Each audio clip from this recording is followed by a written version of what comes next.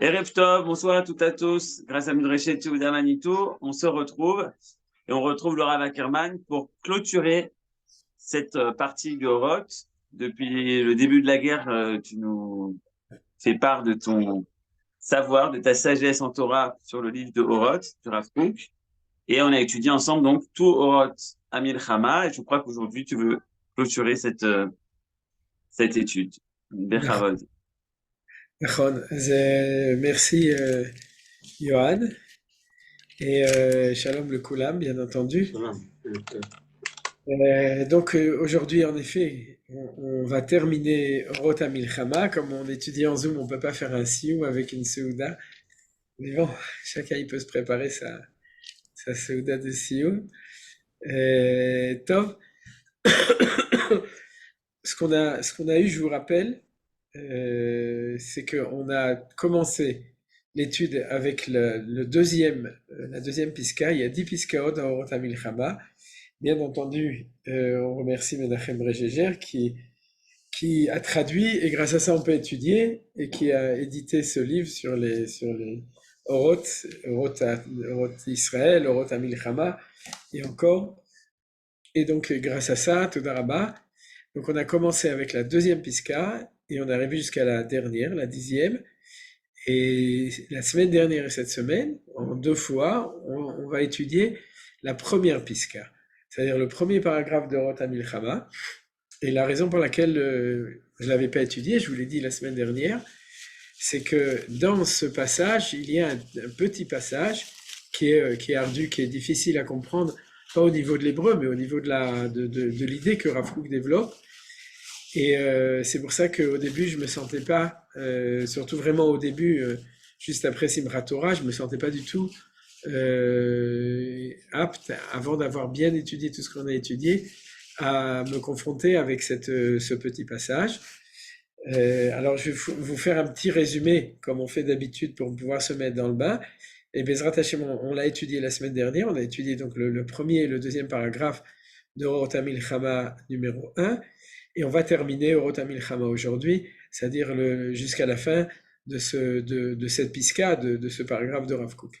Alors, quel était le texte qui était vraiment difficile, qu'on a étudié, comme je vous ai dit la semaine dernière? Peut-être euh, je vais quand même l'ouvrir, on va le relire une deuxième fois. Non, c'est pas ici, c'est ici. Voilà. Euh, donc,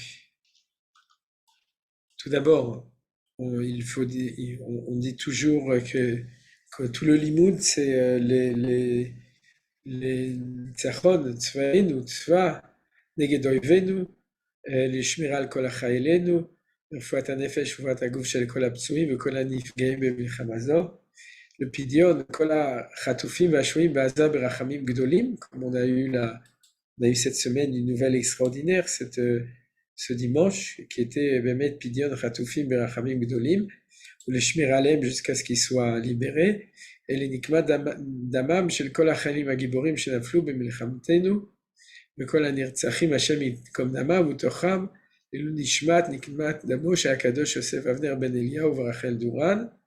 Voilà, ça c'était encore de la semaine dernière, donc on peut l'enlever. Ça c'est avant de commencer pour savoir pourquoi est-ce qu'on étudie.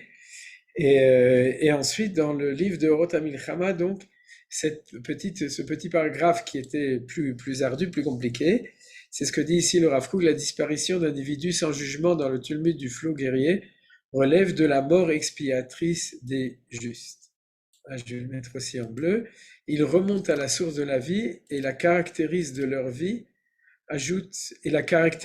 leur vie ajoute une valeur globale au bien, à la bénédiction, pour la construction du monde dans toutes ses valeurs et ses significations. Et c'est le paragraphe, on pourrait dire un petit peu le cœur de ce premier paragraphe, non pas parce que le Rav Kook ne dit pas des nouveautés dans le reste de ce texte, mais parce que les autres nouveautés qu'il dit, en gros, on les a déjà étudiées dans les 9 autres piskaot. C'est-à-dire, par contre, ça, le Rav Kook n'en avait jamais parlé. C'est pour ça que dans ce paragraphe, il y a quelque chose qui est très fort et très important. Alors, la manière dont on l'a étudié la semaine dernière, on va continuer, on va donc reprendre ce thème dans la suite du Rav Kook. On l'a étudié avec deux aspects essentiels. Le premier aspect, c'est, et je le reprends parce que de toute façon, pas seulement pour reprendre les choses, mais parce que ça nous permet de les approfondir. Le premier aspect des choses qu'on voit ici dans le texte du Rav Kook et qu'on va continuer à voir, c'est que en fait, on vit une tension, des fois même insoutenable. Et maintenant, quand je dis on vit, je parle du présent, c'est-à-dire que c'est des choses qu'on sent très profondément actuellement. Je dirais entre la joie de la, de la, de la, de la, de la victoire militaire, parce que c'est notre guerre à nous. C'est mieux encore, c'est beaucoup plus fort que ce qui se passait à l'époque du Rav Kook, où la drôle de guerre, c'était pas la guerre du peuple juif, c'était une guerre dans le monde.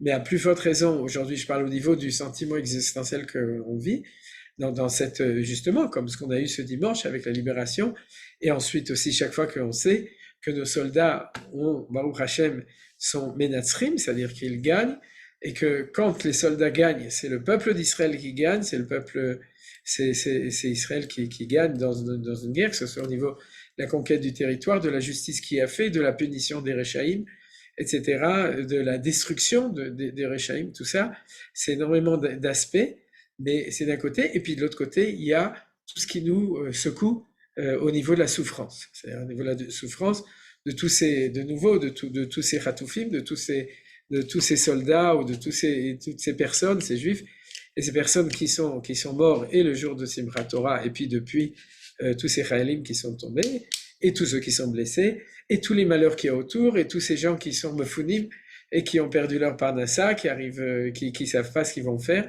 et qui deviennent fous à tourner en rond, etc.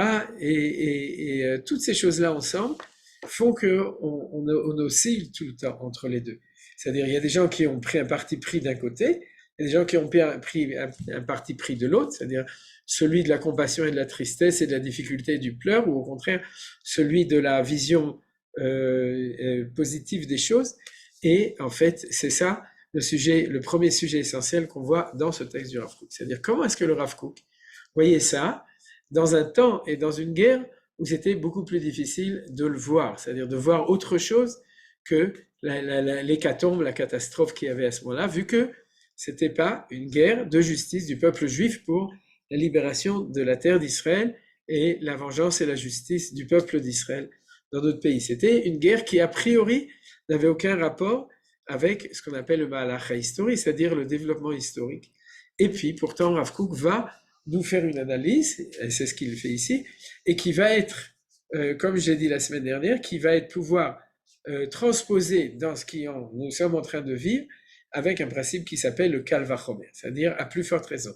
Si déjà, là-bas, le Rav Kook est capable de voir le bien fondé, ou en tout cas le côté positif de cette guerre, on parle de la Première Guerre mondiale, à ce moment-là, à plus forte raison que nous, de notre temps, et dans notre situation où nous savons pourquoi on fait la guerre, et que c'est notre guerre, et que c'est la guerre d'Israël contre les Réchaïm, contre le mal qui nous agresse, alors à plus forte raison que ce que disait le Rav Kook à ce moment-là va être pouvoir compris maintenant.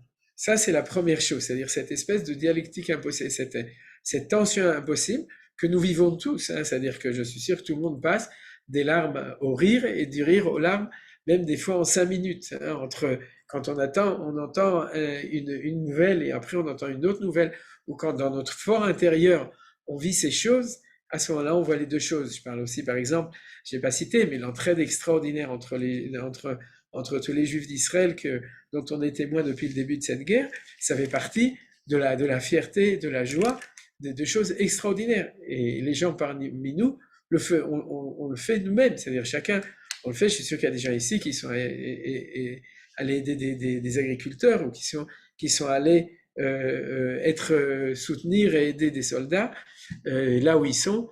Et toutes ces choses-là, ça fait partie, ça réchauffe le cœur, ça fait partie de la grandeur du peuple juif, c'est des choses extraordinaires. Donc, ces deux choses ensemble. Voilà. Ça, c'est la première chose. Et la deuxième chose, c'est qu'on voit dans ce texte du Rav Kook, et ça va ensemble, c'est la volonté de Rav Kook de justement de ne pas voir que la catastrophe, c'est-à-dire de montrer qu'il y a autre chose dans les guerres que les catastrophes, que la tristesse, que la mort, que la souffrance, etc.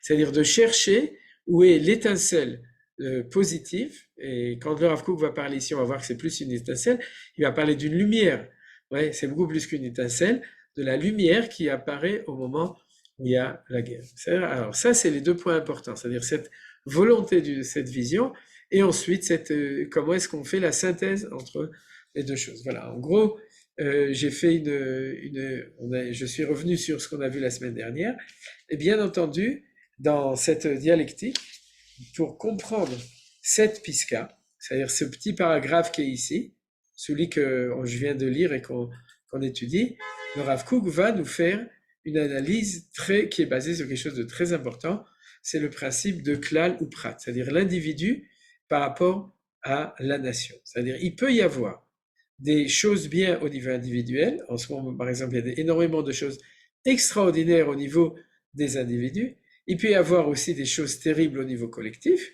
bien entendu, mais d'une certaine manière, la vision, en tout cas dans ce questionnement dont le Rav Kook parle ici, le Rav Kook dans cette pisca, ce questionnement de la mort de tellement de gens, le Rav Kook va nous donner une réponse qui est sur la dialectique de klal ou prat, de l'individu et la collectivité. Je reprends les choses.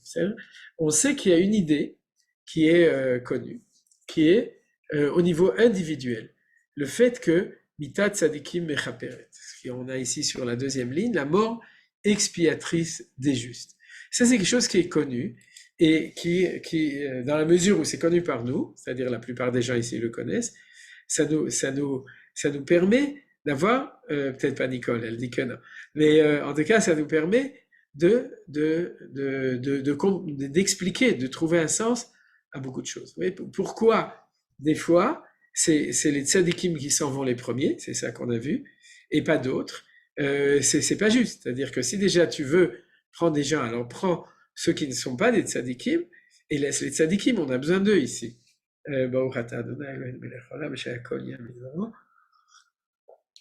Et la réponse, c'est que dans l'économie, on pourrait dire de la justice du monde, Akadosh Baruch Hu, Ken Yara Dodi les Gano, Ilkot Shoshanim, c'est-à-dire que dans l'économie de Akadosh Baruch Hu, il prend des fois des tzadikim pour faire kappa, pour faire expier les fautes de la génération.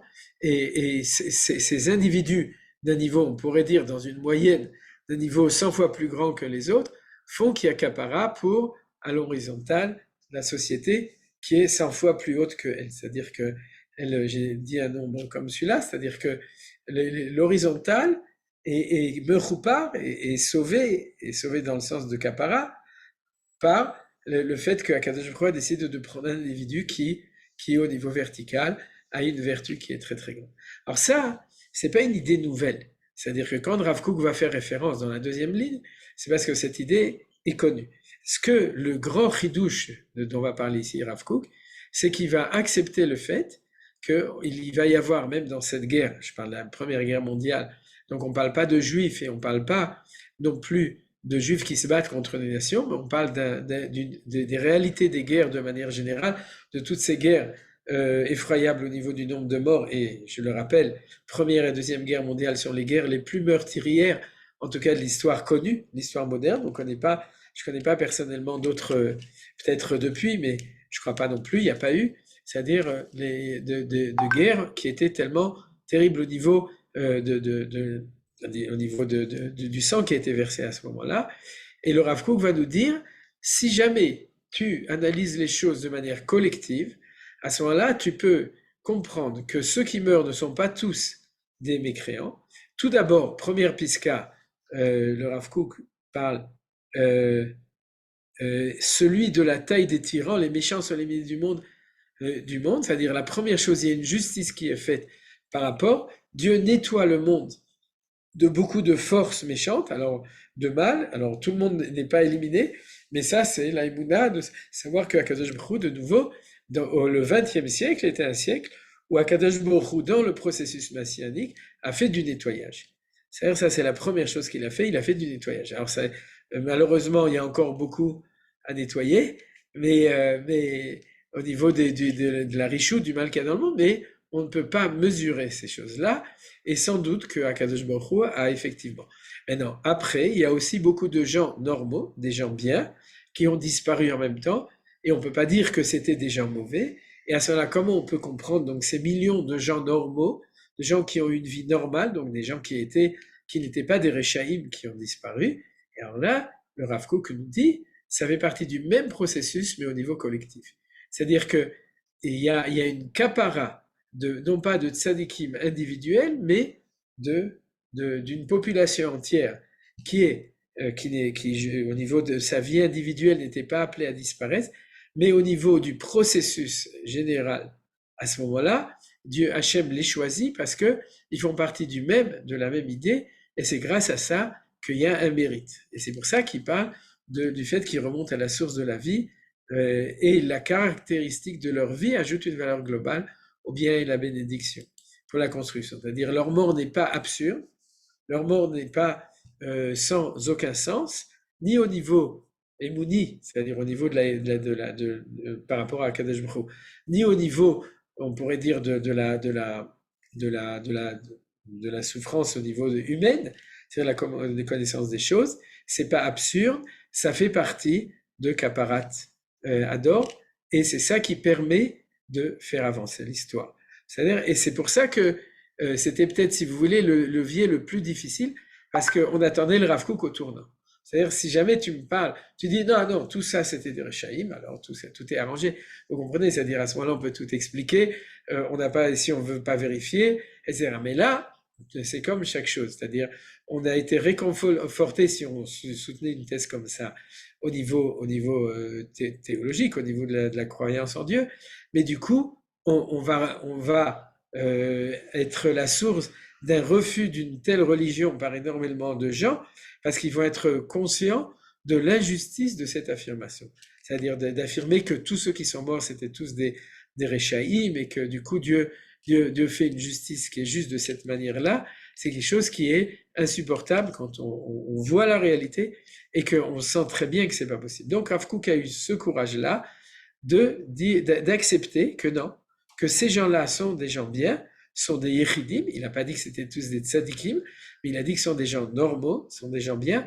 Et malgré tout, il y a ici un mouvement général de bien dans la volonté de Hakadosh Baruch Hu quand il fait cette chose-là. Voilà. Ça, c'était vraiment pour reprendre ce qu'on a pris avant, et on va continuer dans le texte. Alors, le Rav Kook nous dit comme ça, et ensuite, quand la guerre est finie.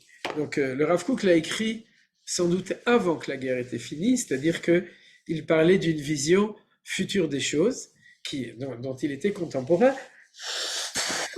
il a vécu, en gros, dans les années 30, jusqu'à la fin de la période d'entre les deux grandes guerres mondiales. Il n'a pas été, comme on le sait, témoin de la deuxième guerre mondiale de la Shoah, mais de la première et avec ce qui suit. Alors, la vérité, est-ce que ce qui s'est passé après la première guerre mondiale, c'est ce que le Rav Kook dit? Non, pas forcément, mais après la deuxième, oui. C'est-à-dire que tout le monde, les grands historiens considèrent que la première et la deuxième, je ne parle pas de nouveau de la Shoah, mais je parle le fait que le monde occidental s'est entretué et s'est autodétruit par ces deux guerres, alors c'est un continu. C'est-à-dire qu'il n'y a pas vraiment la Deuxième Guerre mondiale et suite à la Première Guerre mondiale. Alors donc, on peut lire ce que dit le Rav Kook après la Deuxième Guerre mondiale. Et ensuite, donc, quand la guerre est finie, le monde se renouvelle dans un esprit nouveau. Les signes annonciateurs du Messie se dévoilent davantage, et selon l'importance de la guerre en quantité et en qualité, l'espoir grandit de l'arrivée du Messie. Alors les mots que j'ai mis en ivrite, c'est parce que c'est des mots clés, et Menachem n'a pas traduit de manière littérale les pieds du Messie. Raglé Mashiach, il a utilisé une formule qui est beaucoup plus belle au niveau littéraire, mais il me semble que c'est important, on va en parler. Le fait que le Rav Kook utilise deux fois dans cette phrase, j'ai tout simplement recopié le texte en hébreu, les raglés et ou quelque chose comme ça, les Raglé Mashiach et être Raglé Mashiach, je ne sais pas. C'est-à-dire le fait que le Rav Kook va utiliser la notion de Raglé. Et aussi une deuxième chose, Menachem, j'ai marqué en violet parce que j'ai changé de ta traduction.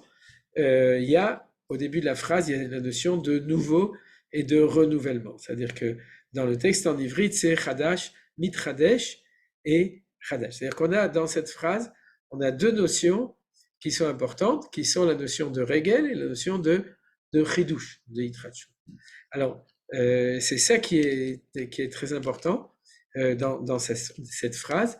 C'est-à-dire que la suite de la pisca d'avant, c'est qu'en quoi il y a un mérite dans cette mort de gens qui sont des gens justes, ou on pourrait dire, ou des gens normaux, c'est-à-dire qui sont partis, c'est que dans l'histoire, la guerre permet une itrachut. La guerre, elle permet une itrachut, et sans doute que cette itrachut, dans les contes de Hakadosh Baruch Hu, n'était pas possible sans la guerre. C'est-à-dire que le monde était suffisamment figé dans son développement général, mais dans un système, c'est-à-dire comme on le voit aujourd'hui, c'est-à-dire que le système général reste, c'est-à-dire que ce soit, je parle dans le monde général, l'islam, Orient, Occident, et aussi à l'intérieur du peuple juif, c'est-à-dire la question, tout le monde en parle, Maïe Acharei Hamilchama, qu'est-ce qu'il va y avoir après la guerre? Alors, il y a une question qui est donnée aux politiques et aux militaires, mais surtout aux politiques, de savoir qu'est-ce qui va se passer à Gaza après la guerre. Est-ce qu'il y aura encore 2 millions d'Arabes qui habiteront là-bas, ou est-ce qu'on va réussir à les faire déménager autre part? Est-ce qu'on va retourner s'installer là-bas?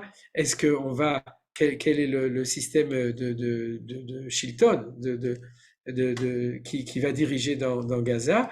Qu'est-ce qui va se passer dans le sud du Liban? Qu'est-ce qui va se passer dans la Judée-Samarie? Bezrat Hashem aussi qu'il y ait des changements. Mais tout ça, c'est au niveau politique. Maintenant, il y a une deuxième question, c'est est-ce que le peuple juif et le monde entier va être mitradesh après la guerre? Vous voyez, c'est des questions très importantes. Alors, les gens qui sont plus sceptiques, alors ils disent non, Mashéaya ou Mashéye, ce qu'a dit Kohelet. C'est-à-dire que la gauche va rester gauche, la droite va rester droite, les Haredim vont rester Haredim, les Datim Leumim vont rester Datim Leumim, et puis après la guerre, tout le monde va revenir un petit peu parce que la nature ne se change pas aussi facilement. Ça, c'est un point d'interrogation important. Et on peut se demander la même chose. Est-ce qu'après la guerre de 48, le monde a changé? Je parle des gens. Est-ce qu'après la guerre de 1967, la guerre des 6 jours, le peuple d'Israël a changé, le peuple juif, de manière générale, a changé de manière vraiment complètement différente?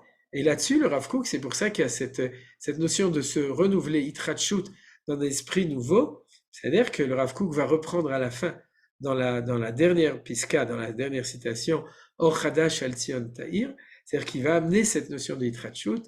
Le Rav Kook affirme, Ani ma'amin be'emuna shelema, je crois d'une emuna complète que si Dieu fait des guerres, c'est qu'il y a une itrachut dans le monde.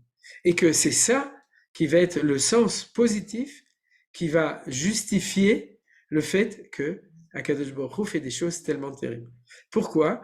Parce que, comme beaucoup de choses dans la vie, la force d'inertie est énorme, et même Akadosh Baruch Hu n'arrive pas toujours, puisqu'il respecte la Bechira Chofshit, la liberté humaine, la liberté de choix, il la respecte. Donc il voudrait bien que le Tikkun Olam, que dans ces 6000 ans de l'histoire avance plus vite. Lui, il voudrait bien. Nous aussi, on voudrait bien. Et c'est possible, tout le monde voudrait bien. En tout cas, tous les gens de bonne volonté. Mais dans la réalité, ça se fait pas. C'est-à-dire les choses, ils avancent trop doucement. Ils avancent trop doucement parce qu'il y a trop de force d'inertie. Il y a trop de force d'opposition. Il y a les systèmes établis, qui se sont établis d'ailleurs souvent avec justification. Il faut savoir que le système établi est justifié parce qu'il permet un équilibre réel des sociétés, de la société humaine en général, des sociétés de chaque nation, et sinon, les choses ne se passeraient pas comme ça. Et c'est pour ça que dans toutes les discussions, dans toutes les communautés, il y a toujours une personne qui dit il faut faire tabula rasa, il faut arrêter, il faut jeter tous les anciens, le comité ancien, il faut tout changer, il faut amener des nouveaux, ça peut plus être comme ça. Et puis il y a ceux qui disent non, tu peux pas faire tout ça, parce que si tu détruis tout, tu sais pas ce que tu auras après. Est-ce que tu vas réussir à avoir quelque chose de mieux, ou est-ce que tu auras Ota Giveret Beshinu Aderet, c'est-à-dire la même femme, mais avec une autre robe, mais ce sera toujours la même, est-ce qu'on va rien changer, etc. Et dans ce calcul profond de la manière dont Akadosh Baruch Hu dirige son monde, nous dit le Rav Kook, quand il y a un moment où il y a accumulation d'une situation sclérosée qui stagne et qu'il faut faire avancer les choses, à ce moment-là, Akadosh Baruch Hu fait des guerres. Donc la guerre, c'est le déclic qui permet d'une hitratchut, un renouvellement. Donc nous-mêmes, nous devons travailler, œuvrer dans ce sens et y croire, parce qu'on ne peut rien faire quand on n'y croit pas, croire que l'après Milchemet Simchat Torah ne sera plus jamais comme l'avant Milchemet Simchat Torah. C'est-à-dire, vous savez que je fais attention à ne pas dire le 7 octobre, parce que ni le 7 ni le octobre nom de Gdusha, c'est-à-dire, mais par contre, si on dit Milchemet Simchat Torah, ou on pouvait donner d'autres noms, à ce moment-là, on donne un sens tout à fait différent. Mais il y aura un après, et dans cet après, nous dit le Rav Kook, Tiye Itratchut. Il y aura une Itratchut. Et cette Itratchut, elle permet de se projeter dans une vision positive des choses. Ça, c'est le premier point dont le Rav Kook parle. Quand la guerre est finie, c'est-à-dire l'après-guerre, à ce moment-là, le monde se renouvelle dans un esprit nouveau. En ivrite, peut-être on peut regarder dans l'ivrite, c'est Besséder, à ce moment-là, mitchadesh haolam beruach chadash. C'est-à-dire mitchadesh haolam beruach chadash. Donc vous voyez que le Rav Kook insiste beaucoup pour cette notion de chadash. Et les signes annonciateurs du Messie, alors, se dévoilent davantage. Et selon l'importance de la guerre, donc c'était une grande guerre, c'est-à-dire la première, et de nouveau la deuxième aussi. Et notre guerre actuellement, c'est une grande guerre, d'abord parce qu'elle est très longue, c'est la première fois depuis 48, et puis parce que ce qui s'est passé le jour de Simchat Torah, c'est quelque chose qui s'était jamais passé en Israël, donc en Médinat Israël, c'est-à-dire au niveau du peuple juif en tant que pogrom. Et donc c'est une guerre importante en quantité et en qualité, donc lisons-la à propos de maintenant et non pas à propos de 14-18, et l'espoir grandit de l'arrivée du Messie. Alors, comme de toute façon, d'après nous, l'arrivée du Messie, ça a déjà commencé, on dit Reshit Smichad Geulatenu, comme Médinat Israël, c'est déjà le début. On parle de l'avancement, donc il a Itratchut, on est Betsipia, avec un espoir, de nouveau c'est un espoir, c'est-à-dire Rav Kook aussi dit qu'on parle d'un espoir, Tzipia, c'est-à-dire on ne parle pas qu'on peut promettre, on n'est pas des prophètes, on n'a pas la révélation de Dieu, mais on a une dynamique de vision des choses qui permet de faire avancer. Et donc, il dit Yesh Tikva, Yesh Tzipia, il y a un espoir de l'arrivée du Messie et de l'avancement, donc, de ce point de vue-là de l'histoire. Alors, on va parler 2 minutes des Raglaim, des pieds du Messie, c'est-à-dire, parce qu'il dit. Alors, vous savez que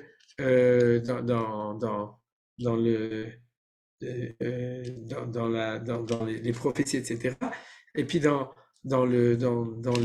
l'enseignement de Chachamim, on parle le talon, Ikveta de Meshicha, ou les pas du Messie, Nachon, et Raglé Mashiach, ou Paamé Mashiach, Paamé, c'est les pas du Messie, etc. C'est-à-dire qu'on parle beaucoup de pieds, on parle beaucoup, etc. Et moi-même, personnellement, j'en ai parlé souvent, mais il faut quand même remarquer que Rav Kook ne fait pas toujours référence à des notions symboliques comme celle-là quand il parle.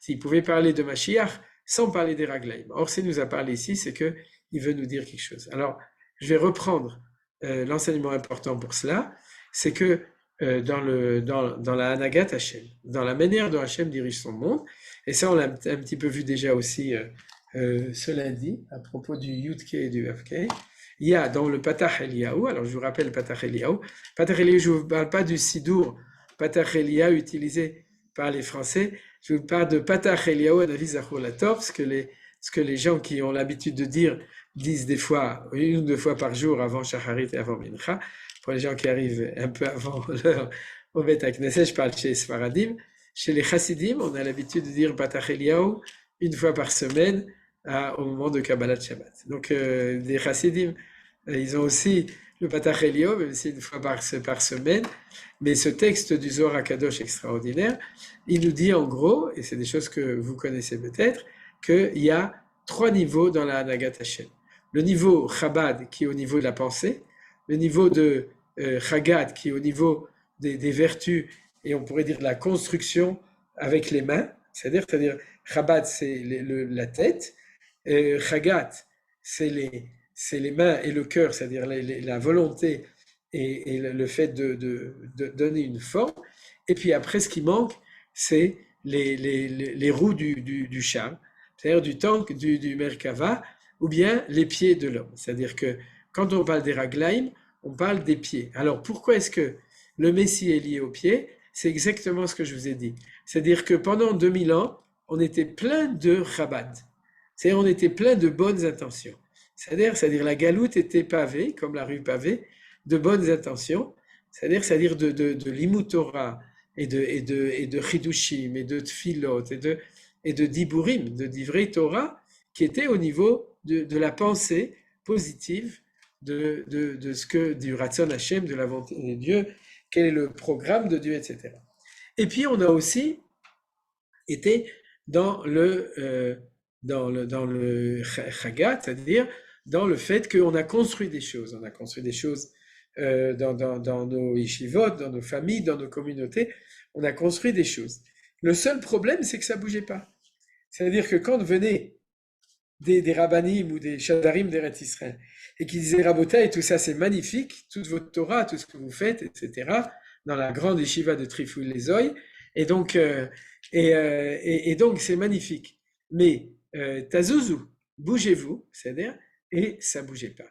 Et qu'est-ce qui ne bougeait pas? Rien ne bougeait. Ni chez les Juifs, ni chez les Goïms, ni chez Esav, ni chez Ishmaël, ni chez Israël. C'est-à-dire que le monde ne bougeait pas à ce moment-là. Comme le monde ne bouge pas, à ce moment-là, il faut le faire bouger. Et quand ça bouge, ça, c'est le temps messianique. C'est-à-dire que la messianité, c'est de faire avancer l'histoire. C'est-à-dire de faire vraiment avancer, de faire bouger les choses. Et ça, c'est les pieds qui le font. C'est-à-dire la qualité des pieds, c'est de transporter tout notre corps vers d'autres directions, etc. C'est-à-dire, pour les appareils mécaniques, on utilise des roues, et chez les humains, on utilise 2 pieds. Hein. Chez les animaux, il y a 4 pieds, il y en a aussi qui ont 1000 pattes, ouais, c'est-à-dire, mais en tout cas, chez l'homme, il y a 2 pieds, et c'est de ça que parle le Rav Kook maintenant. Vous avez compris. C'est-à-dire que le Rav Kook explique les guerres, c'est relié avec les raglaim. Les guerres, c'est relié avec les pieds, parce que c'est ce qui donne l'opportunité de faire bouger l'histoire, de faire avancer l'histoire, d'être marchons. C'est-à-dire, comme disait Georges Marchais, mais plutôt comme dit la Marseillaise, c'est-à-dire marchons, c'est Nachon, c'est-à-dire eux, ils avaient leur référence, mais pour nous, quand on dit marchons, si on le dit, c'est-à-dire on parle des raglés Mashiach. Donc il faut avancer dans les choses. Est-ce qu'on peut utiliser le verbe plutôt talonner?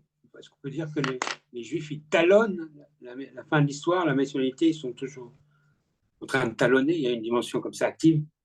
La vérité, je comprends ce que tu veux dire, parce que c'est lié avec cette notion de Yaakov qui tient le talon, etc. Mais si tu veux, ça existe. C'est pour ça qu'il y a Gveta de Meshicha. Mais là, je préfère quand même la précision au niveau du Rav Kook, que c'est pas cette notion de talonner qui est importante, mais c'est les pieds. C'est-à-dire les pieds dans le sens de la démarche, du fait d'avancer, le fait de se déplacer, tu vois. C'est-à-dire que quand tu dis talonner, tu vas avoir d'autres dimensions qui sont liées avec la Goula, comme le lien entre Yaakov et Esav. À un moment où Yaakov va talonner Esav, et il va lui dire maintenant, c'est d'étal, parce que c'est mon étalon à moi, le temps est arrivé, mon talon à moi qui est arrivé. C'est-à-dire, ça c'est vrai, mais ce que tu dis Marc, mais je ne pense pas que c'est de manière précise que le Rav Kook dit à cet endroit-là. C'est-à-dire, c'est plus la notion de dynamique, le fait d'avancer. Voilà, donc on a fini cette première phrase et on va continuer. Donc la guerre mondiale actuelle porte en elle une attente immense et profonde qui se joint au déroulement des époques et à l'annonce de l'affaire révélée Ketsamegoulé par le peuplement de la terre d'Israël. C'est-à-dire l'affaire révélée, j'ai mis tout simplement en ivrite, c'est la traduction de ce qu'a dit Menachem, ce qu'a écrit l'affaire révélée, c'est exactement comme ça. Mais en tout cas, dans cette phrase-là, la première chose, c'est ce que Rav Kook affirme, qu'il y a une attente immense et profonde. Donc on est toujours dans la même chose. Comment tu peux exprimer qu'il y a une vision positive des choses au-delà de la souffrance, de la difficulté et des malheurs. Il y a une attente immense et profonde. Alors cette attente immense et profonde, a posteriori, on sait qu'elle a existé pendant la Première Guerre mondiale. Il y a eu, comme on l'a déjà rappelé, grâce au Rav Kook, comme j'ai déjà rappelé il y a longtemps, la déclaration Balfour, puisque Rav Kook était à Londres pour donner son push personnel pour que la déclaration Balfour, et puis il y a eu le début de cette grande alia et de cette grande reconstruction, etc. Donc il y a eu. Mais c'est pas que l'histoire a avancé de manière énorme. C'est-à-dire en ce moment, elle avance beaucoup plus vite au niveau de la Géoula que ce qui avançait à l'époque de la Première Guerre mondiale. Et malgré tout, le Rav Kook appelle ça une attente immense et profonde, et il avait raison, parce que c'était aussi un des moteurs, et sûrement pour d'autres raisons qu'on n'analyse pas, nous, qui sont justement cette autodestruction de l'Europe. C'est-à-dire ce qu'on a vu dans cette grande guerre mondiale, et qui a amené, avec la Deuxième Guerre mondiale encore plus, un Ruach Hadash, c'est-à-dire un nouvel esprit dans le monde. De nouveau, ce nouvel esprit dans le monde, il n'est pas toujours analysé dans la dimension messianique, mais pour le Rav Kook, oui. C'est-à-dire dans une dimension positive messianique. Et pour le Rav Kook, oui. Alors, ce qu'il dit ici, ça se joint. C'est-à-dire il fait maintenant un lien entre ces guerres, qui sont des guerres des nations d'autodestruction, et en même temps, l'annonce de la fin révélée par le repeuplement ou le peuplement de la terre d'Israël. C'est-à-dire, alors, comment est-ce qu'on va faire? On va voir ce que dit nous ici le Rav Kook. Il va nous dire, je vais l'analyser de deux manières en faisant le lien avec les pieds, c'est que, comme vous savez, contrairement à la roue, et je l'ai déjà dit, et ça, en fait, je tiens du Rav, professeur Yoshua Dufour, Zichrono Livracha, qui, en tout cas, c'est lui qui m'avait enseigné cette chose-là, c'est que pour l'homme, pour avancer, il est constamment dans la dialectique de la gauche et de la droite. C'est-à-dire qu'une fois, il est sur le pied droit et la gauche se soulève, et puis une fois, il est sur le pied gauche et c'est la droite qui se soulève. Alors, ça nous semble quelque chose de tout à fait trivial parce que c'est comme ça qu'on est, mais c'est pas du tout trivial. La preuve, c'est que Dieu aurait pu nous faire des roues, comme d'ailleurs chez les Malachim, Israfim, Chayot HaKodesh. Il y a aussi des Ophanim, c'est-à-dire qu'il y a aussi un phénomène de roue. Donc Hachem aurait pu nous faire des roues. Pourquoi je dis ça? Parce que c'est un phénomène au niveau de la mécanique qui est une autre manière d'avancer, qui est complètement différent, qui n'est pas dialectique. C'est-à-dire, c'est pas que tu passes d'une droite à la gauche, c'est complètement différent, alors que l'homme a été créé par Dieu, que pour le fait que le Mashiach arrive, c'est-à-dire que l'histoire avance, pour pouvoir faire avancer l'histoire, c'est être dans la notion des Raglaim, et la Raglaim, c'est le Raglaim Mashiach, il faut constamment penser qu'il y a deux côtés. Et dans l'interprétation de la phrase que dit Rav Kook ici, c'est comme ça que je vais l'interpréter. Vous avez le pied gauche qui sont les dinim, c'est-à-dire qui sont ce qui s'est passé de manière terrible, de l'autodestruction, de l'hécatombe, de la boucherie, de la Première Guerre et Deuxième Guerre mondiale, c'est-à-dire, et ça c'est le côté gauche. C'est-à-dire c'est le pied gauche qui avance, et puis vous avez le côté droit, le pied droit, nous dit Rav Kook, c'est le Ketsamegoulé, c'est la fin révélée. C'est-à-dire comme on dit Sourmera va à Setov, tu dois t'éloigner du mal pour faire le bien, tu dois comprendre que pour voir le bien dans une guerre, il faut voir l'intégration de l'élimination du mal et de l'apparition du bien. Parce que si on n'a que l'élimination du mal et qu'il n'y a pas un mouvement créatif, positif de construction après ça, alors c'est beaucoup plus difficile de voir le bien dans le mal, le gamzu, le tova. C'est-à-dire, où tout ce que fait Akadosh Baruch Hu, le tava vide, il le fait pour le bien, comme disait Rabbi Akiva. Goldman David Rahmana, le tava vide. Il ne dit pas que c'était tout bien, il dit que tout est pour le bien. Mais c'est encore plus beau quand tu as deux pieds. C'est-à-dire, c'est quoi d'avoir deux pieds? C'est avoir le pied qui élimine et le pied qui construit. En ce moment, on a exactement ça. On a nos soldats qui essentiellement s'occupent d'éliminer le mal, mais vous savez qu'ils font aussi justement ce qu'on a vu dimanche, ce Yom Rishon, c'est-à-dire qu'ils sont là aussi pour sauver nos Khatoufim et faire ça peut-être sûrement plein d'autres bonnes choses. Je parle des bonnes choses au niveau de construction positive, pas encore, Bezrat Hashem, après la guerre, il y aura. Mais en tout cas, on a à l'intérieur du peuple juif, on est en train, et il y aura encore plus, si Dieu veut, encore un renouveau de la fin, le Ketz Hamegoulé. Il faut savoir que quand le Rav Kook parle du Ketz Hamegoulé, il y a aussi le Ketz Hamechoussé. Le Ketz Hamechoussé, le Gaon de Vilna explique, c'est justement tous les dynim, c'est-à-dire toutes ces choses difficiles de souffrance qui arrivent lorsque Hachem pousse, Kol Dodi Dofek, c'est-à-dire il pousse pour faire avancer l'histoire. Quand il oblige la Nagat Hachem, qui sont les pieds, à avancer. Et à ce moment-là, quand il pousse, alors il y a un mouvement double, le mouvement du positif et le mouvement du difficile, pas du négatif, tout est bien, mais qui est difficile. Et c'est pour ça que dans cette phrase du Rav Kook, c'était important qu'il a rajouté cette notion de la fin révélée du Ketz Hamegoulé, qui est la vision positive du peuplement de la terre d'Israël, le fait que la terre refleurit, que les enfants d'Israël reviennent dans le pays, etc. C'est-à-dire la construction positive des choses qui va en même temps que ce qu'il y a. Et c'est pour ça que pour le Rav Kook, cette vision générale de la guerre est une vision qui a ces deux choses ensemble.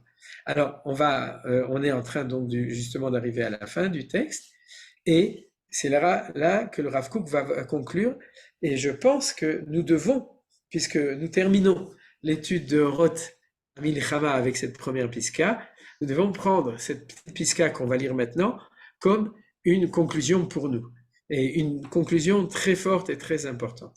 Qu'est-ce que nous dit le Rav Kook? Je vais le lire et ensuite je vais le reprendre. Il faut une large connaissance, un courage inébranlable, une réflexion profonde et pénétrante, une exigence de vérité et un esprit clair pour recevoir le contenu sublime de la lumière divine qui se révèle par des actions prodigieuses dans les événements de ces guerres en particulier. C'est-à-dire que le Rav Kook nous dit, je sais très bien que 98% des gens dans le monde, et je dirais un certain pourcentage, des dizaines de pourcents des Juifs dans le monde et en Eretz Israël, ne seront pas capables de comprendre ce que je dis. Et ils vont même à la limite m'accuser, parce qu'ils n'auront pas étudié le Rav Kook comme il faut, d'être quelqu'un qui aime le sang et qui dit que la fin justifie les moyens. C'est-à-dire que toute la souffrance individuelle est justifiée par une vision de l'avancement de l'histoire. Alors, comme je vous ai montré, c'est pas du tout le Rav Kook. Rav Kook c'est pas du tout la Torah, parce que la Torah ne voit pas, comme certains grands philosophes de la guerre, je ne veux pas citer parce que je me souviens plus de manière sûre, mais vous savez que énormément de choses ont été écrites par les Européens sur la grandeur de la guerre, la beauté de la guerre, etc., que ce soit de tous les côtés. Hein. Je crois qu'il y a Durkheim, si mes souvenirs sont bons, qui fait partie des grands philosophes de la guerre, et d'autres qui ont écrit, mais chez eux, c'était qu'un sang impur abreuve nos sillons, c'est-à-dire cette vision de l'apologie de la guerre en tant que guerre. Alors de nouveau, le Rav Kook nous dit, non, pas de cette manière-là, de la manière dont on l'a étudié ici, c'est qui est une manière qui est une synthèse entre les deux choses, c'est-à-dire la vision de la difficulté et en même temps la vision positive, les deux choses ensemble. Et le Rav Kook nous dit, et comme je vous ai dit, c'est la conclusion, si jamais on veut comprendre ce qu'on a étudié jusqu'à maintenant, et qu'on est capable de s'élever au-dessus de cette impossibilité d'émerger de la tristesse, de la souffrance, d'ailleurs qui amène un défaitisme, c'est-à-dire qui est à tout prix, il faut absolument capituler, ce qui s'est passé avant la Deuxième Guerre mondiale au niveau de la France et même, etc., d'autres pays en Europe, cette espèce de hitrapsout, c'est-à-dire cette capitulation, cette servilité par rapport aux méchants, par rapport à ceux qui sont forts et agressifs, pour pouvoir espérer d'être sauvés, ce qu'on appelle la théorie de Shalom Arshav, et je dirais la paix à tout prix, ou tout ce qui est maintenant et à tout prix, c'est-à-dire, et qui nous a amené à ce qu'on est arrivé maintenant, parce qu'on était uniquement dans le côté des chassadim, de la souffrance, de l'individu et de la difficulté. Alors Rav Kook nous dit, si jamais vraiment tu veux être capable de t'élever, à ce moment-là, ça demande une étude, ça demande une connaissance, ça demande un approfondissement. Et quand je dis les choses, je suis frappé par justement tous ces témoignages extraordinaires de nos soldats, des femmes des soldats, des parents, des enfants, de tous ceux qui ont été malheureusement, qui sont tombés et c'est parce qu'ils sont tombés que dans ce qui est dit sur eux, on peut dire tout ce qu'on peut dire sur eux, et on voit aussi la vaillance et la grandeur de tous ceux qui sont autour, et beaucoup de ceux qui expriment, c'est des talmidim indirects du Rav Kook. Pas directement, mais par ses élèves et les élèves de ses élèves, Rav Tiouda, Rav Druckmann, par exemple, je pense, parce qu'il y a une femme extraordinaire qui a parlé, vous l'avez sûrement dit, qui est Bala Tchouva, qui étudiait chez Rav Chaim Druckmann, et d'autres, etc. Tout ça, c'est des années et des années d'études. C'est ce qu'on est en train de faire maintenant. Si on veut vraiment réussir à élever le peuple juif à des niveaux d'une vision comme ça, pas sanguinaire, c'est tous des gens extraordinaires, sensibles, tous nos enfants qui sont à l'armée, etc., mais en même temps qui ne perdent pas l'Est. Je dirais pas qu'ils perdent pas le Nord, ils perdent pas l'Est, Libi, Bamizrach, ils perdent pas la vision de la grandeur de l'heure dans lequel on est et de la vision dynamique de ce que le peuple juif est en train de réaliser au niveau de l'histoire et de Yemot HaMashiach. Tout ça, c'est en train de se passer.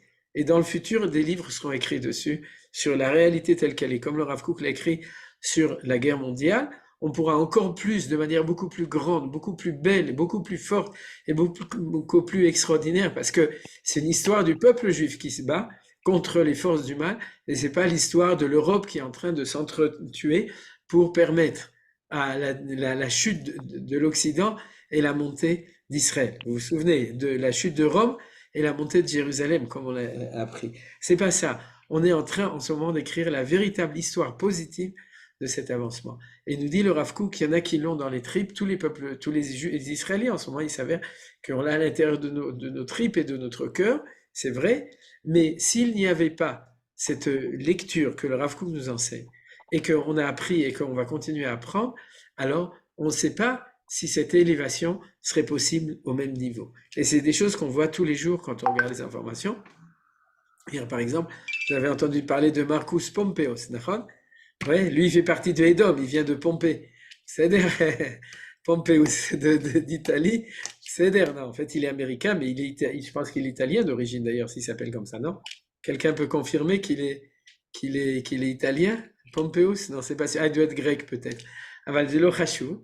En tout cas, hier, j'ai vu un petit film où on a vu qu'il a dansé avec des soldats, mais en chantant Am Israël Chai, en dansant comme si on dansait dans une yeshiva Simchato.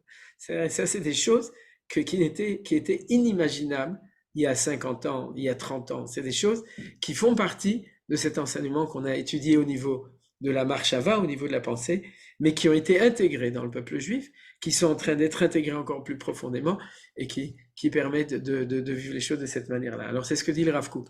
Il faut une large connaissance. C'est-à-dire, c'est pas avec des connaissances superficielles de la Torah, encore un Rashi à droite, encore un petit Seif de Shulchan Aruch, une petite Sugia de Gemara ou une grande Sugia de Gemara qu'on va arriver avec. C'est pour ça. Il faut une large connaissance. Il faut quelque chose de beaucoup plus large. Et puis, il faut un courage inébranlable. Ça, c'est aussi le deuxième mot. C'est pour ça que je l'ai mis en bleu. Parce que il faut une Torah de Gvura. C'est ce qu'on a vu depuis le début. Parce que sinon, on tombe. Parce que sinon, on tombe dans la tristesse, dans le désespoir, dans le manque de Emouna, qu'après la guerre, il y aurait une Tratchout, etc. Dans le manque de capacité d'être là et de se battre et de continuer à se battre. Et pour ceux qui sont derrière, d'aider ceux qui se battent de toutes les manières possibles. Pour tout ça, il faut une Ofata Gvura, une Torah de Gvura. C'est-à-dire, c'est une autre Torah. C'est cette Torah-là qui permet de voir le bien dans la guerre. Pour pouvoir le bien dans la guerre, il faut être imbibé d'une Gvura de Gdusha. Pas une Gvura de méchanceté ou de destruction, mais une Gvura inébranlable, vous voyez. Une réflexion profonde et pénétrante, c'est-à-dire une exigence de vérité, un esprit clair. C'est-à-dire, les gens, la plupart des gens n'ont pas un esprit clair. Ils sont embués par toutes sortes de contre-informations. Et puis, il faut être et chercher la vérité. Le Rav Kook nous dit, ça c'est la Torah, qui est une Torah qui vous présente une exigence de vérité, un esprit clair, qui nous permet d'élargir la vision de la Torah dans la compréhension de ce qui se passe dans l'histoire, de ce qui nous arrive maintenant, de ce qui lui arrivait, lui, à cette époque-là et au monde à son époque, et de notre temps, pour recevoir le contenu sublime de la lumière divine qui se révèle par des actions prodigieuses. Nifla, iniflet beinenu, ça veut dire pélé, c'est des choses qui sont en dehors de la compréhension humaine. C'est au-dessus de nous. Quand Dieu fait qu'il y a des guerres, Ze'ayom Hashem iniflat benenu, il faut savoir qu'il y a un Pélé. Pélé Elion, c'est un secret, ça s'appelle Sodabina, c'est-à-dire d'un endroit où Dieu dirige son monde de manière beaucoup plus haute que d'habitude quand il y a des guerres. Et à ce moment-là, il y a des actions qui sont niflaot, des choses extraordinaires. Et ce qui est en train de nous arriver maintenant, c'est extraordinaire. C'est dans le sens de Pélé. Océphélé, c'est-à-dire des choses qui sont, c'est pas qu'on est des gens fêlés, c'est-à-dire, c'est au contraire, c'est quelque chose d'extraordinaire. Et le Rav Kook donc ose dire, après avoir dit qu'il faut l'intelligence, la recherche de vérité, la gvura, le truc, il ose dire que dans les événements de ces guerres en particulier se trouve une révélation d'une lumière divine. Comme je vous ai dit au début du cours, on ne parle pas d'étincelles, les étincelles c'est un galoute, une sorte de Gdusha, c'est un galoute. Actuellement, dans une guerre, il y a une grande lumière qui apparaît. C'est quelque chose qui est nifla, qui est au-delà de nos compréhensions, mais il faut savoir être ma'amin que dans cette obscurité, a priori la pire de la guerre, c'est au contraire, c'est là qu'apparaît une grande lumière, une lumière de Géoula qui est beaucoup plus grande, parce que l'histoire, les pieds de la Géoula, ils avancent beaucoup plus fort.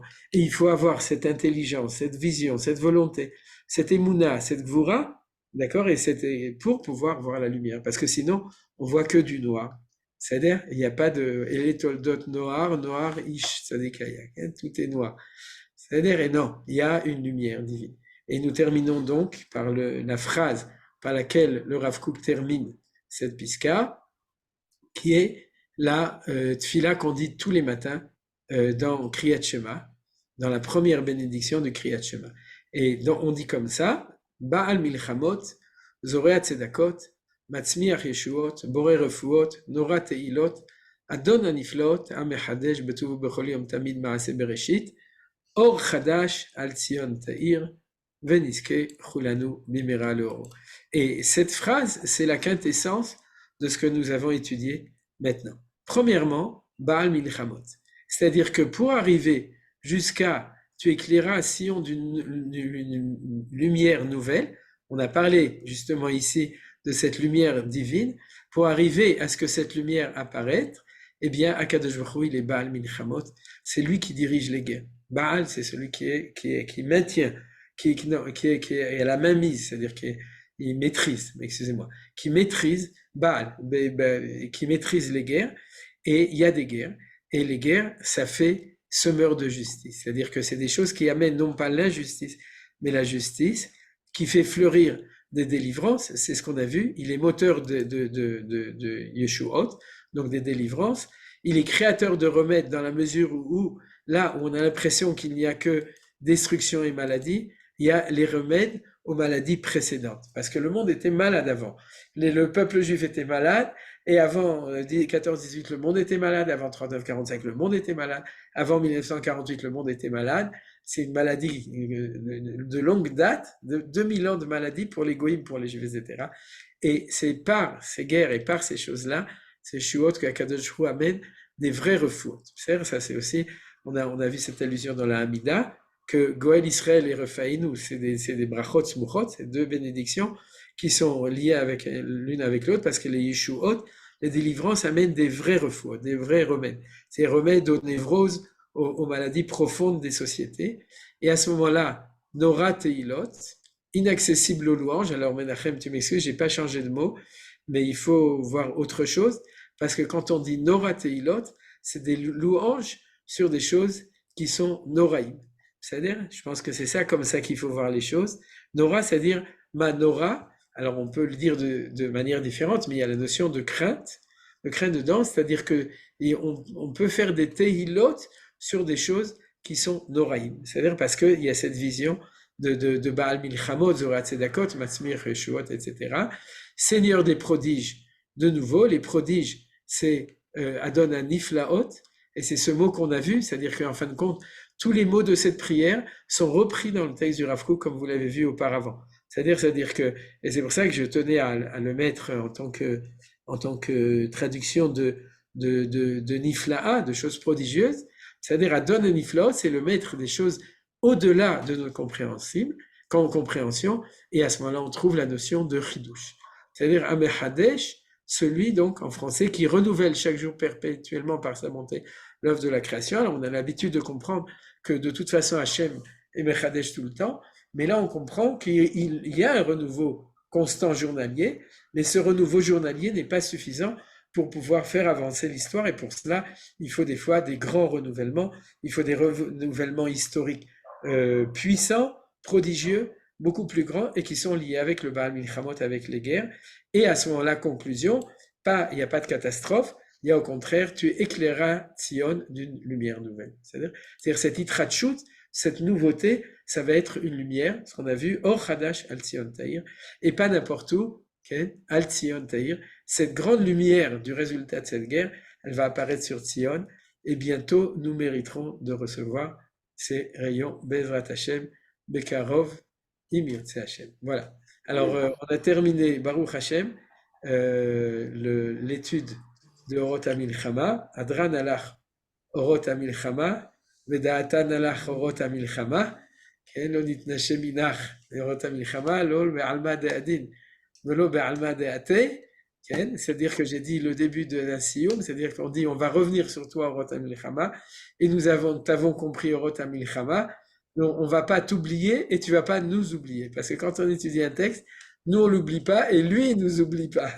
Il s'occupe de savoir que nous aussi il nous a pas oubliés. Donc on est liés, on a créé un lien profond avec le Rav Kook par l'intermédiaire d'une longue étude profonde de ce texte extraordinaire de ces 10 Piskaot. Et 10, c'est comme les 10 Sphirot, c'est quelque chose de très grand. Et Bezrat Hashem, qu'on soit toujours, nous et tout Am Israël, parce qu'on n'est pas les seuls à étudier, il faut un peu de modestie. Dans toutes les yeshivot des élèves du Rav Kook, en ce moment, on étudie Orot HaMilchama et dans tous les endroits.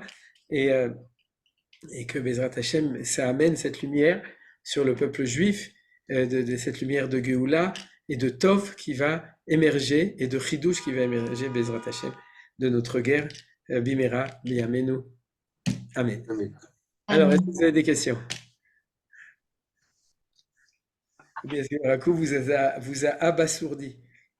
Ouais, c'est notre père, le Rav Kook, ou abasourdi. Je n'ai pas trouvé sur le livre de Menachem Breger où est-ce que où est-ce que c'est? Alors, je t'explique. Regarde, dans le livre, Menachem, il a traduit premièrement la terre, Oroth Israël, qui est Oroth Eretz Israël, les lumières de la terre d'Israël, et ensuite, il a traduit les Oroth HaMilchama, les lumières de la guerre. Ça commence à partir de la page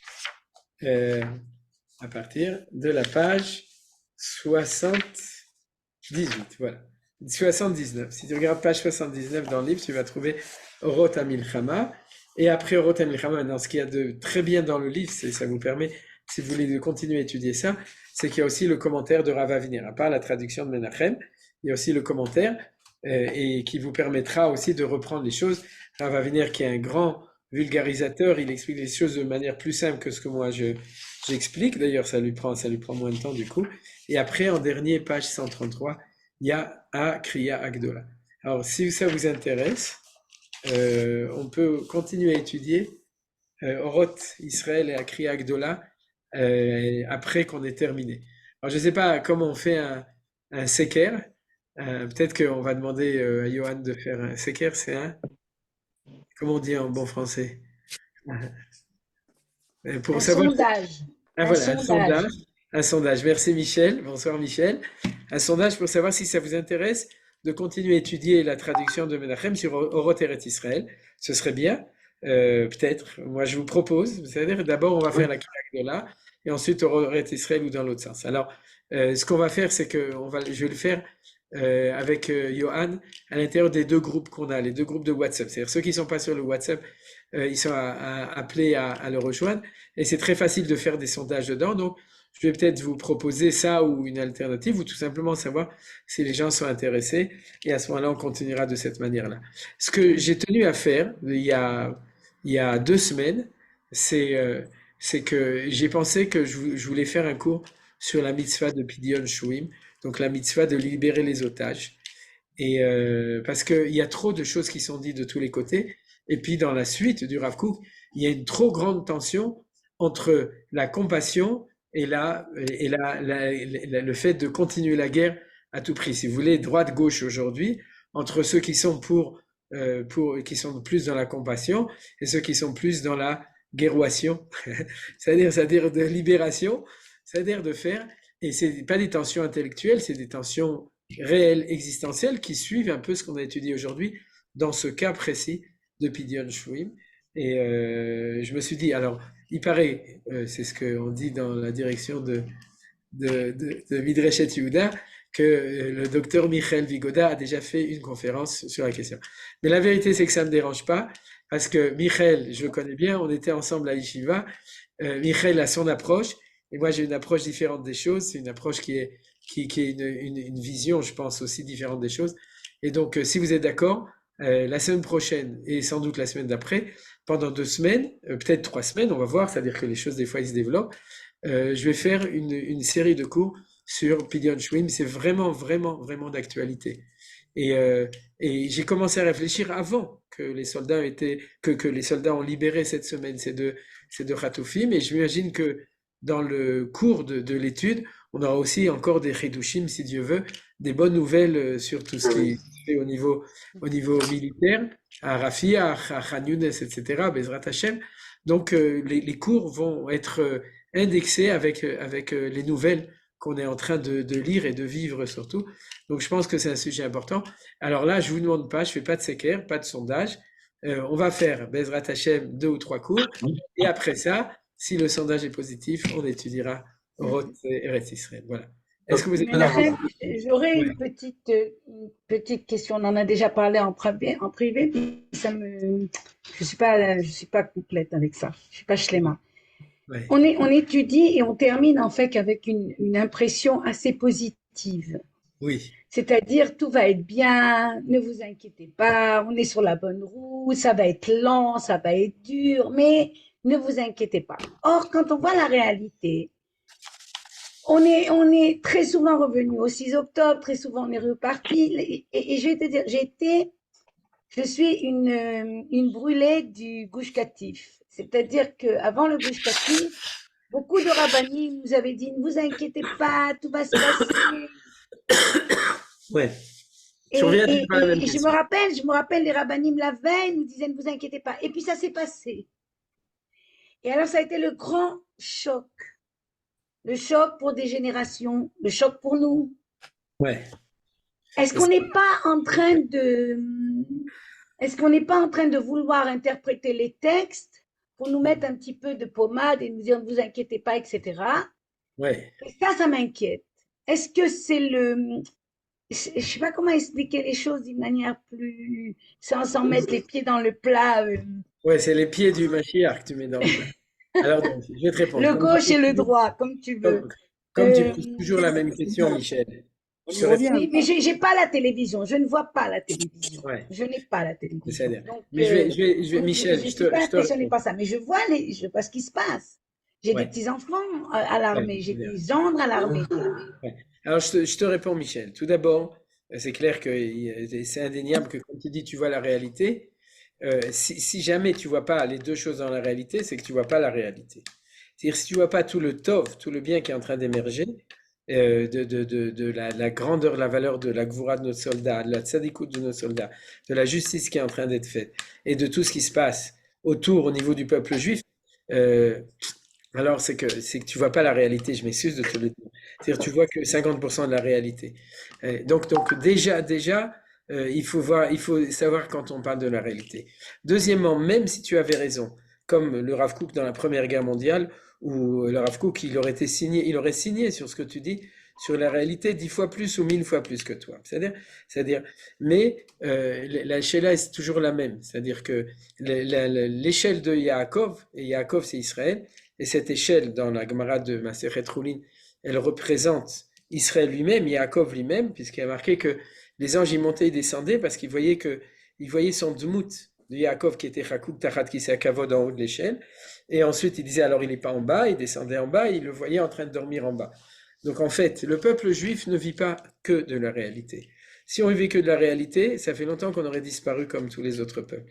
C'est-à-dire qu'on a notre tête en haut de l'échelle et on a les pieds En bas de l'échelle. En bas de l'échelle, il y a la réalité, et en haut de l'échelle, il y a le chazon, le chalom, la haftacha, la elokut, la promesse de Akadosh Baruch Hu, etc. Et que si on veut faire avancer la réalité, il y a une seule possibilité, c'est de connaître et d'accepter la réalité, mais de savoir qu'elle est dynamique dans le sens du tikkun, c'est-à-dire de la aliyah pour avancer vers le projet. Alors, là où je suis d'accord avec toi, c'est que il faut être très prudent. C'est-à-dire, et j'ai été prudent. C'est-à-dire, je pense que si vous reprenez les paroles que j'ai pas dit, comme disent d'autres rabbanim, pas de nos chugim, d'autres chugim, il guerre de Gog ou Magog, dans 2 mois, dans 1 mois, ça y est, le Messie est arrivé, etc. Non, pas du tout. Je dis quelque chose de tout à fait différent. Imata ma'amin, si tu prends un enfant, d'accord, en Kita Aleph ou à l'université ou à l'Yeshiva, si tu crois et tu sais que tu peux croire en lui, qu'il va avancer et que tu lui donnes la force, alors il va passer les obstacles et puis ça va avancer. Alors, est-ce que ça va avancer vite? Est-ce que ça va avancer lentement? C'est des choses. Moi, je suis pas prophète. Peut-être que pendant les 3 ans après la guerre, ça va être une chas v'shalom, hein, je veux pas être prophète de mauvais augure, ça va être une catastrophe, déprime totale du peuple juif, crise économique, crise internationale, j'en sais rien. Moi, j'y crois pas, mais disons peut-être. Mais le mouvement général, eh bien, c'est un mouvement ascendant. Et pour qu'il puisse l'être, il faut que le peuple juif y croive. Tu vois, c'est-à-dire que les juifs qui ont disparu de l'histoire, c'est ceux qui ont arrêté de croire dedans. Donc, ils sont passés dans l'assimilation, dans tout ce que tu veux, dans le passéisme, ou bien justement, dans des positions comme une certaine partie des gens de Shalom Arshab, qui sont devenus des post-sionistes parce qu'ils ont désespéré. C'est-à-dire, ils ont désespéré d'un espoir de quelque chose. Alors, on est là pour espérer, c'est-à-dire pour insuffler et pour croire comme tu crois dans un enfant. Ouais, tu sais qu'il risque de se casser la figure et tu sais que tu lui fais confiance qu'il va trouver, et on est toujours étonné des solutions qui arrivent. Et puis, à part ça, il faut pas oublier que Yesh Ba'al c'est-à-dire, c'est ça qui est important, c'est Niflaot. C'est-à-dire, à ce moment, Akadosh Baruch Hu, il fait des Niflaot. Il fait des choses Niflaim, Shelo et Minou. Personne ne croyait que les jeunes seraient capables de faire ces choses-là, de se battre de cette manière-là, de s'élever. Personne ne croyait que le peuple juif serait capable. Personne ne croyait que les États-Unis continueraient à nous soutenir, bien qu'on continue à faire la guerre. Personne ne croyait rien de tout ça il y a 4 mois. Alors, il y a beaucoup de niflaot de Akadosh Baruch Hu, et puis il faut les voir, il faut aussi ouvrir les yeux pour les voir. Voilà, j'espère que je t'ai répondu une fois pour toutes. Mais sinon, c'est pas grave, dans 2 mois, tu reposeras la même question.